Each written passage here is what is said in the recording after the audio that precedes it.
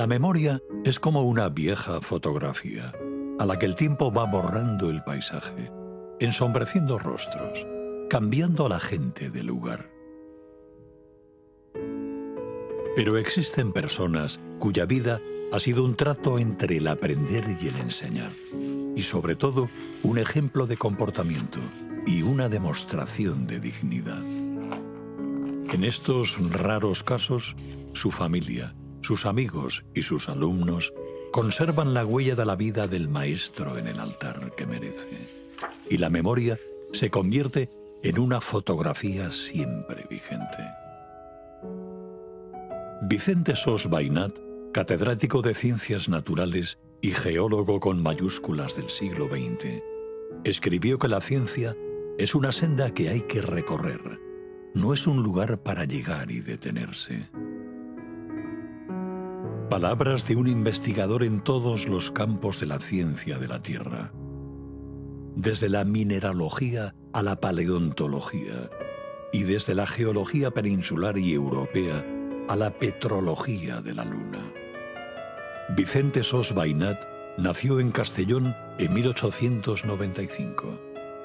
Vivió 97 años y con su tarea desde estudiante a jubilado dio prestigio a la investigación y a la docencia.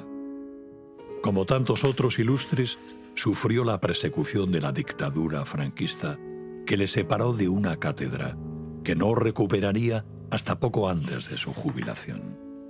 Su expediente académico sufrió las llamadas normas de anulación y tachadura de 1939, y la depuración provocó que fuera desposeído de todos sus cargos al acabar la guerra, empezando una etapa de anonimato y desasosiego. Su difícil situación no se alivió hasta 1950, cuando se muda a Mérida. En ese tiempo comienza la andanza por Extremadura de Sos Bainat, cuyo legado va más allá de lo material. Se tradujo en entusiasmo y pasión por la geología de quienes le trataron o descubrieron. Vicente Sos Bainat en el lince con botas.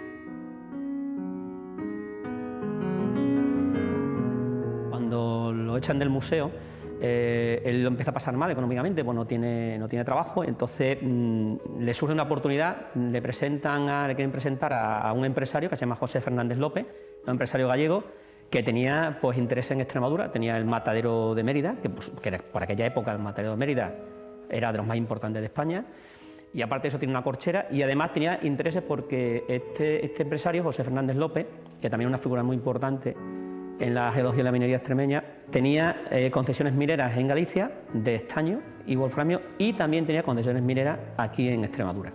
En Mérida estaba José Fernández López, que era un poco el prócer de la industria extremeña en aquel momento, y la mayoría de las grandes industrias que había en Mérida dependían de él: el matadero, la corchera, fábrica de abonos, etc. Entonces este hombre, que en principio fue bien tratado por Franco en su momento, después tuvo bastante buen detalle con los republicanos, con los exiliados y tal, y se trajo a gente de diversas ramas, industriales, veterinarios, incluso médicos, geólogos en este caso, etcétera, que los puso a la cabeza de sus empresas, y la verdad es que le dio a Mérida un tono industrial tremendo, que duró hasta los años 70, 80. Él se viene a Extremadura en los años desde el año. Está en Extremadura entre principios del año 50 aproximadamente hasta mediados del año 60. Está casi 15 años, aunque viaja constantemente a Madrid y demás, pero tiene más una residencia casi habitual aquí en Extremadura, ¿vale? Empieza en Logrosán. Ten en cuenta que Vicente Sos Bainat era actualmente sí muchísimos geólogos, ¿no? Que era más sencillo, pero antiguamente no había tantos geólogos que investigasen, en Extremadura menos, ¿no? Y entonces pues le surge la oportunidad de poder trabajar un geólogo trabajando en Extremadura, una tierra que, a pesar de que sí había otros geólogos que habían estudiado anteriormente, pues para él era como un libro por descubrir. Entonces pues bueno, lo primero que hacer es empezar a trabajar en las minas de Logrosán, las minas de estaño de Logrosán, porque José Fernández López, al tener matadero, lo que interesaba era el estaño para fabricar las hojalatas, ¿vale? Porque el estaño se utilizaba para fabricar las hojalatas. Y ellos llevaban el estaño a un sitio de Salamanca y en función del estaño que consiguiesen en las minas de Logrosán, así podía tener más o menos material para poder envasar esas industrias cárnicas que él tenía, esa carne que él tenía en el matadero de Mérida, ¿vale? Ese era el objetivo. Y se puso al frente de los yacimientos de estaño y wolframio. No olvidaros que en la Segunda Guerra Mundial se necesitó mucho wolframio para endurecer el acero de cara al armamento y tal, y José Fernández López dirigió un poco la investigación hacia esto y puso a la cabeza de esas investigaciones a Sosbaina. Se explotaba estaño y wolframio. ¿Dónde se radicó él? Dejó Mérida y se fue a Logrosán. El Logrosán es un poco el centro del estaño y el Cerro San Cristóbal y otros yacimientos que había cerca sirvieron para darle un impulso a este elemento, ¿no? Él, aparte de hacer su trabajo como geólogo de la empresa de José Fernández López, que era fundamentalmente era investigar ese estaño, él hace, a la misma vez que hace eso, él hace también una labor de prospección y de investigación. Todo lo que es las villuercas, él investiga incluso los cursos de los ríos, una serie amplía los conocimientos geológicos de la región, muy extendiendo muchísimo lo que era el interés económico, por supuesto. Lo bueno es que José Fernández López pues, se lo permitía, que eso también es importante. Muchas veces tienes que tener una persona detrás que te respalde, una especie de mecenas que te respalde y te ayude a llevar a cabo ese trabajo, ¿no? Que también José Fernández López también merece un reconocimiento en ese sentido.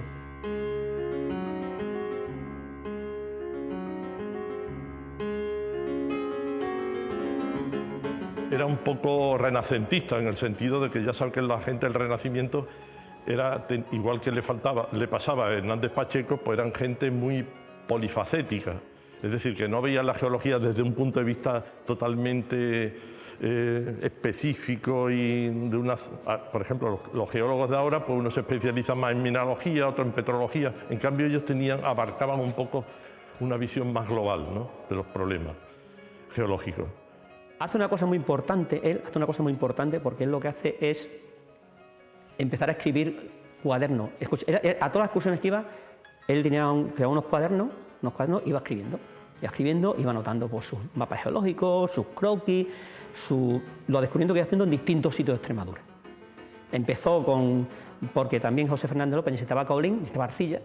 Empezó en yacimientos en Castuera y en el sur de Extremadura, en Alange, por ejemplo. Empezó buscando arcilla, él encontraba que eran sericita, que es otro tipo de arcilla, buscaban el caolín, y después empezó con el tema del estaño.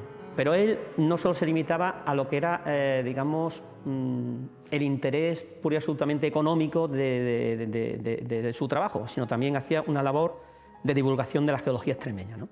Entonces, él escribió, creo que en torno a 30 y tantos cuadernos de ese tipo, que fue la base posteriormente para en el años 60, primeros años 60, escribir para un geólogo extremeño, bueno, que es como, y encima que nos gusta lo que es la mineralogía, los yacimientos, es como nuestra Biblia, ¿no?, que es nuestra primera Biblia, ¿no?, que es la mineralogía de Extremadura. Y es un libro que después la Asociación Geológica Extremadura ha hecho recientemente un facsímil de él, y es una joya porque no solo, porque generalmente las guías de minerales o las guías de mineralogía se limitan a describir el mineral, pero él, aparte de describir el mineral, describe la génesis del mineral y los yacimientos en donde se encuentra ese mineral. Lo hace por toda Extremadura.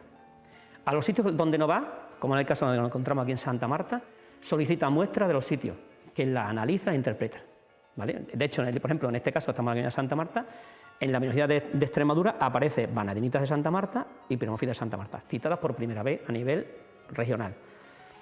Él no solo se limitaba a los minerales y a las rocas, y a los fósiles también, sino también era muy aficionado a la arqueología y también incluso localiza algunos restos arqueológicos, tanto en las explotaciones mineras. Él localiza en el Cerro San Cristóbal de Logrosán asentamientos tartésicos. Él no sé si él conocía que eran tartésicos, pero desde luego eran anterior a la época romana. Y también localiza otros sitios, otras pequeñas muestras que va donando a museos, ¿vale? O sea, que no solo se limitaba, era un naturalista también incluso, ¿no? Bueno, él era muy trabajador. Lo que pasa es que al principio trabajó más, podríamos decir, en el este español, en la zona de Valencia, en la Comunidad Valenciana, y después se pasó claramente al oeste, ¿no?, a Extremadura, que son los dos grandes focos de conocimiento y donde él se empleó a fondo en estudiar la geología de ambas comunidades, ¿no?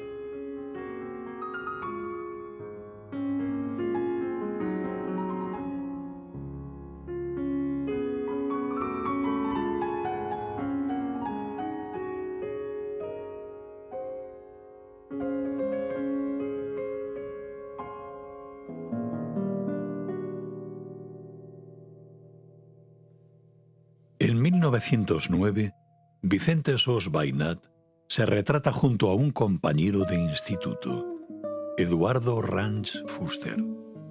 50 años después, ambos amigos, convertidos respectivamente en eminentes geólogo y musicólogo, se fotografían de nuevo en idéntica pose. No son trozos de papel revelado, sino la muestra de una lealtad al saber y al no olvidar.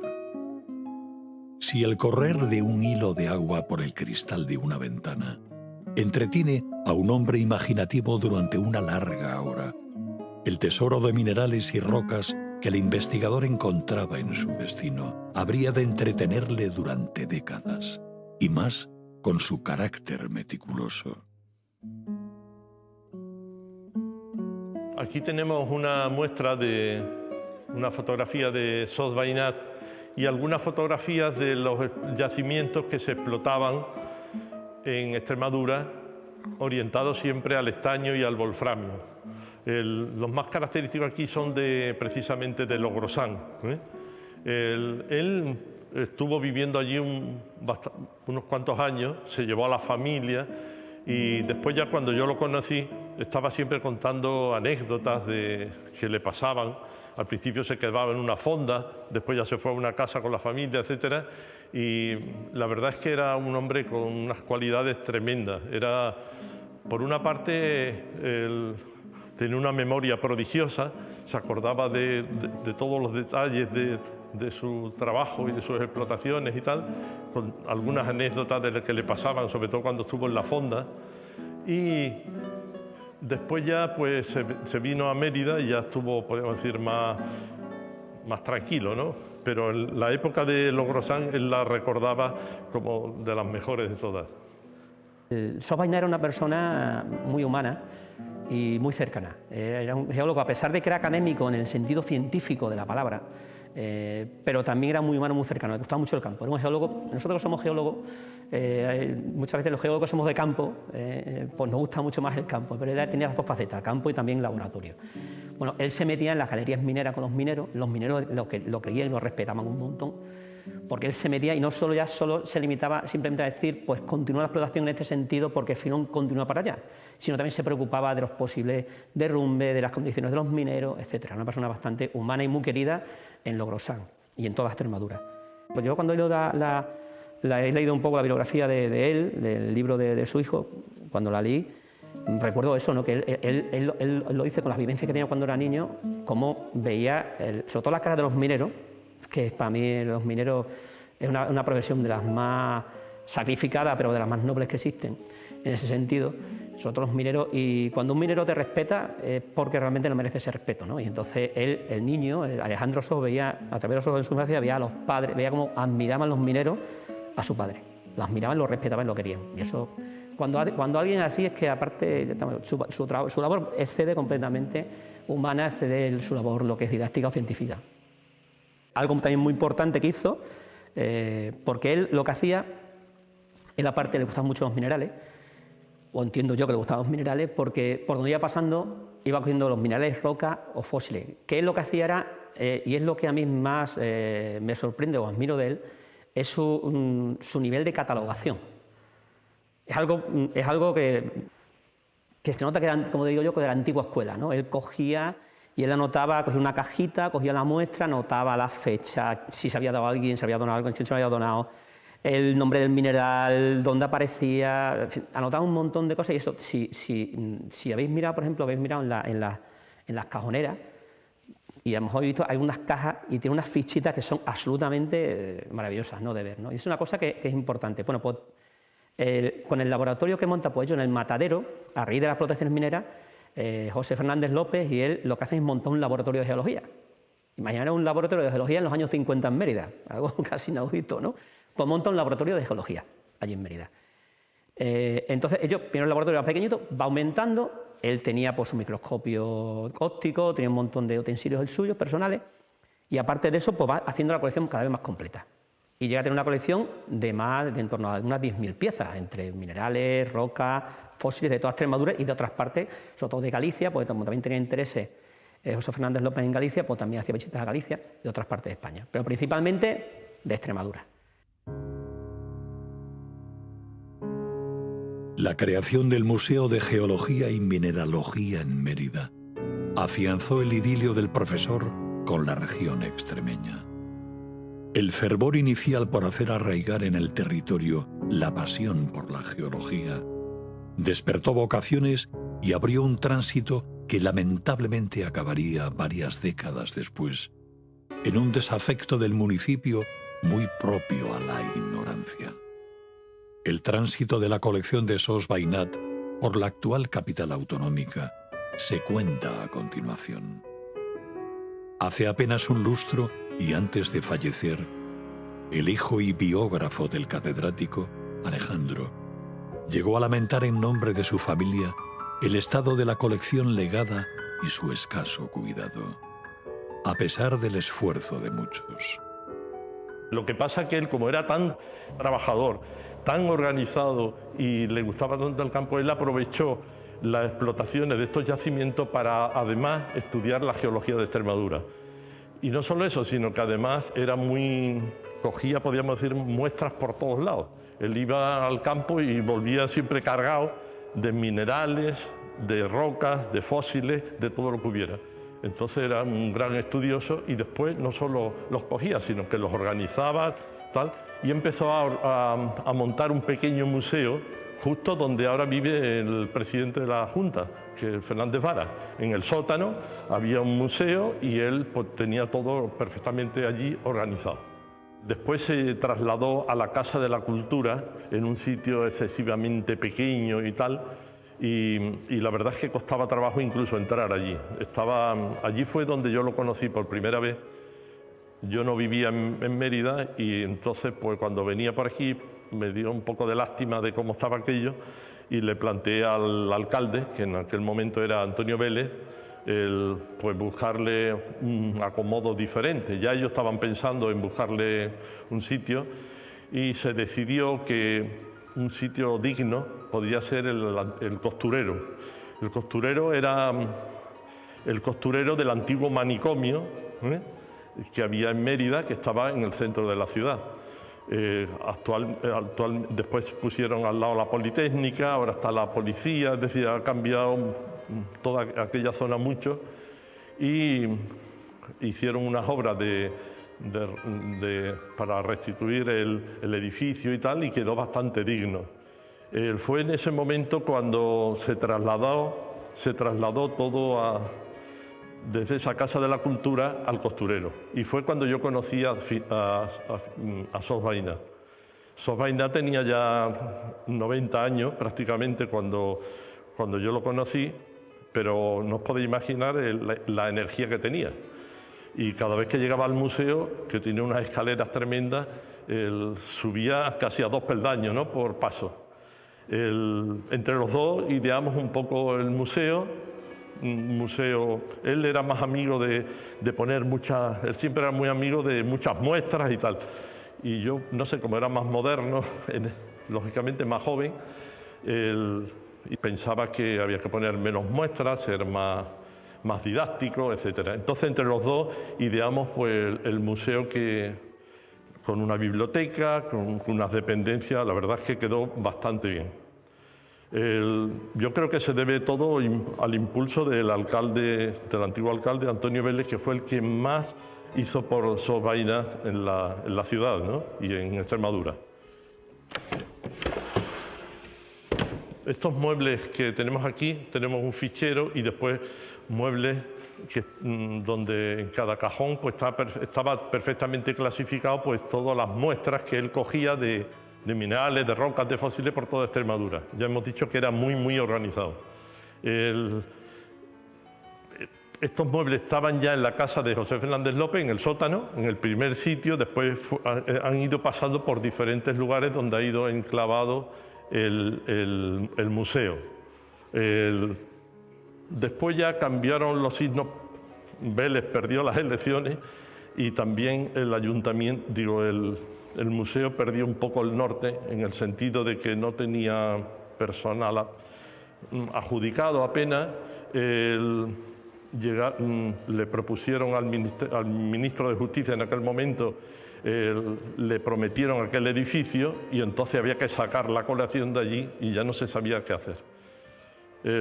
Fijaros el desorden que fue, que incluso yo que actuaba un poco de director del museo, aunque trabajábamos dos nada más, ni me avisaron cuando lo trasladaron. Es decir, que cogieron todas las muestras, todas las mezclaron, fue un desastre tremendo.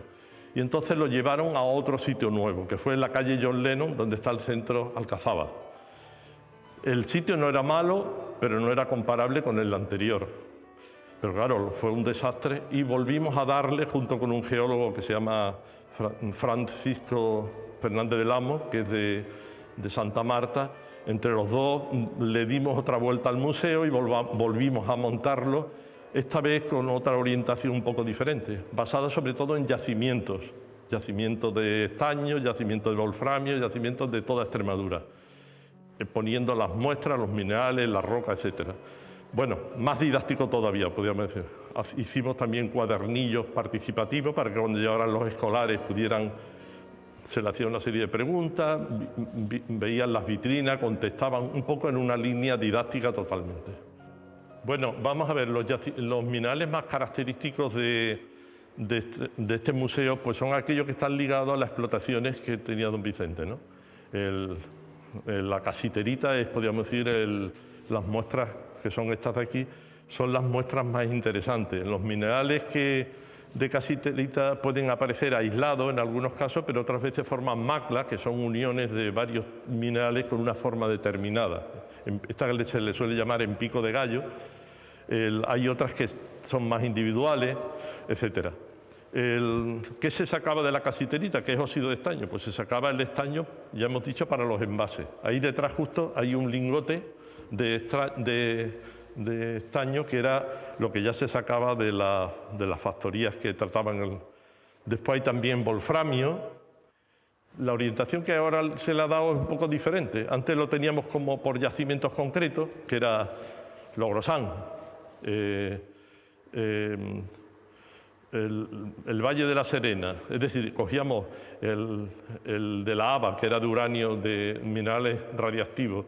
Entonces poníamos un poco la roca, cómo aparecía, etcétera, y después ya se explicaban los minerales más importantes, los asociados y de las rocas en las cuales se incluía. Bueno, esa era un poco la orientación. Ahora la orientación ya he dicho que es diferente. Después ya vino otro alcalde diferente y al final lo trasladaron otra vez de sitio porque la gente de la biblioteca estaban siempre reclamando aquel sitio, la biblioteca de Mérida. Unos por otros, la verdad es que fue un poco desastre. Y al final, pues, el Ángel Calle, que fue el penúltimo alcalde, fue el que se le ocurrió traérselo aquí, que está digno, pero podríamos decir que el museo ha ido a menos, claramente.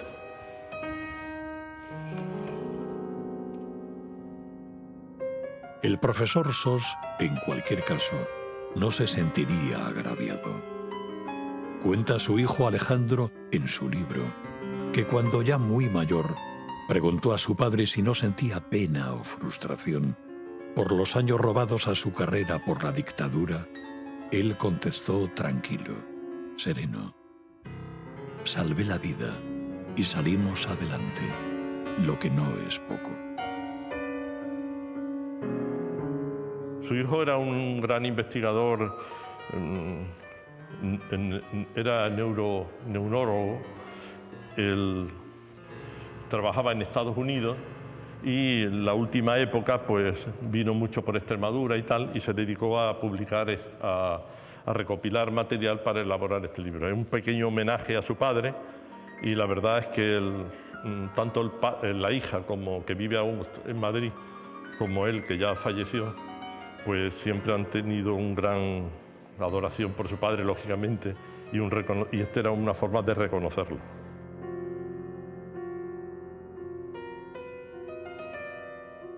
No es poca su huella. La implicación de quienes recogieron los frutos de aquel enorme ejercicio profesional no cede. El Museo Geológico y Minero de Santa Marta de los Barros, José María Fernández Amo, alberga una de las mayores colecciones de minerales del suroeste ibérico, y junto al de Logrosán, dedicado al propio Sos Bainat, y otros espacios abiertos en el Monumento Natural de la Jayona, en Burguillos del Cerro o en Fuentes de León, forma parte de un voluntarista conjunto destinado a difundir la ciencia de la tierra. Entre todos, aspiran a cubrir con dignidad la herida abierta en Mérida. Nosotros, entre comillas, hemos tratado un poco de seguir lo que somos los geólogos que actualmente trabajamos en Extremadura, pues esa labor científica divulgativa, ¿no? Y se creó la Asociación Geológica de Extremadura y intentamos hacer un poquito de ese seguimiento que él inició, ¿no?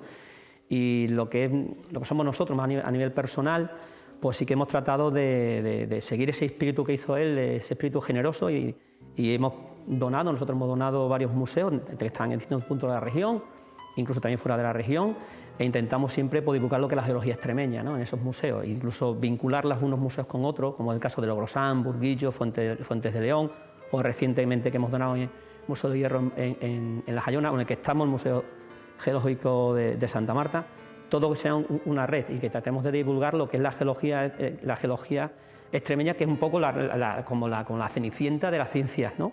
Yo siempre pongo un ejemplo. En este pueblo se ha encontrado un mineral a nivel mundial. Especies minerales hay unas 2000 y pico aproximadamente. Aquí se ha encontrado una. Si en vez de encontrar en Santa Marta un mineral a nivel mundial, primera descubierto a nivel mundial, estamos hablando de una especie única a nivel mundial, descubierto aquí. Y encima es uno de los minerales más raros que existen, ¿vale? Que se llama calderonita. Si en vez de encontrar un mineral, que es un hecho que estoy convencido que la inmensa mayoría de los extremeños lo desconocen, que aquí en Extremadura se ha descubierto un mineral a nivel mundial, en Santa Marta. Pues hubiésemos descubierto una especie animal o una especie vegetal determinada, seguro que eso os hubiera una relevancia mucho más significativa. Entonces, para nosotros, figuras como Sos Bainat, que hicieron mucho por la geología extremeña, y nuestro trabajo un poco es tratar de seguir esa línea que él inició para tratar de difundir y que la geología extremeña sea conocida. Porque tenemos una geología impresionante, que sí que tenemos, somos muy afortunados en el patrimonio arquitectónico cultural que tenemos en Extremadura, muy afortunados en los paisajes, en la reserva de biosfera, lo que tenemos una flora, una fauna impresionante, pero lo que tenemos debajo es tan apasionante o más que lo que tenemos anteriormente. Y eso está a la vista de todo, y nuestro trabajo es eso, con los museos, con los espacios abiertos como la Jayona, Fuentes de León, etcétera, Logrosán, que la gente los visite y vea y aprecie lo que es la geología, ¿no? que es una rama pequeña o pobre que tenemos de la ciencia aquí en Extremadura.